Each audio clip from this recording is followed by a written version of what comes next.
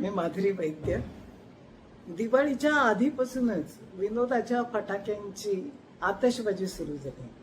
सुरुवात केली ती आपल्या प्रणितीताई शिंदे, महाराष्ट्रातून दिल्लीला गेलेल्या खासदार आहेत त्या, आणि राहुल गांधी यांच्या गटातले आहेत. तेच राहुल गांधी जे पाकिस्तान फेमस आहेत, म्हणजे पाकिस्तानात फार त्यांचं कौतुक होत असतं, आणि शिवाय ते विनोदवीर आहेत असं म्हटलं जातं. कदाचित त्यामुळेच असेल प्रणितीताईंना वाटायला लागलंय की आता आपण पण विनोद केले पाहिजेत. आणि म्हणूनच मध्यंतरी जी अतिवृष्टी झाली त्याबद्दल बोलताना त्या जाहीरपणे असं म्हणाल्या की ही अतिवृष्टी निसर्गामुळे झालेली नाही, ही सरकारने केलेली अतिवृष्टी आहे. आता त्या जर असं म्हणाल्याच आहेत तर सरकारने पण मौके पे चौका मारला पाहिजे. कारण आता दिवाळी आणि थंडी हे समीकरण फार बिघडलेलं आहे वर्षानुवर्ष, आणि त्यामुळे त्या दिवसामध्ये एक तर थंडी अजिबात नसते, किंवा असली तर अगदी नाही म्हणावी इतकीच. आणि त्यात संध्याकाळपासून जे फटाके फोडायला सुरुवात होते ते पहाटेपर्यंत, आणि त्याच्या आवाजाने आणि त्या धुरामुळे जे प्रदूषण होतं त्यामुळे लोक ऐन दिवाळीत आजारी पडतात. डॉक्टरांकडे तुफान गर्दी असते, आणि त्यातही एक असतं की काही डॉक्टर्स तर सुट्टी घेऊन बाहेर गेलेले असतात. बरं, सरकारला फटाक्यांवर बंदी आणता येत नाही म्हणजे येत नसावी, कारण हल्ली काय आहे की लोकांच्या भावना दुखावल्या लगेचच जातात, पटकन भावना दुखावल्या जातात. म्हणजे विद्यार्थ्यांना मार्क्स कमी मिळाले की त्यांना डिप्रेशन येतं. काही लोकांना कोणी काही इकडे तिकडे थोडंसं जरी बोललं तरी त्यांच्या भावना दुखावल्या जातात, आणि मग इतरांना त्यांच्याबद्दल कळवळा यायला लागतो.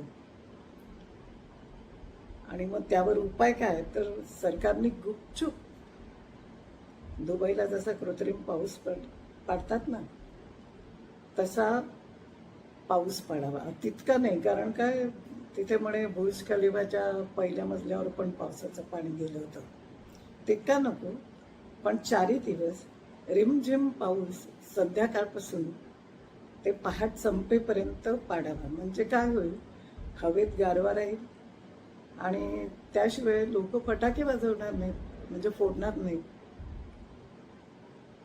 सांप भी मरेगा और लाठी भी नहीं टूटेगी. अगदी पिजे आहे, पण आता राजकारणी एवढे मोठे नेते जर असं बोलू शकतात तर आपण काय सामान्य माणसं काही बोललं तरी काय फरक पडतो. आता दुसरे आपले आहेत संजय राऊत.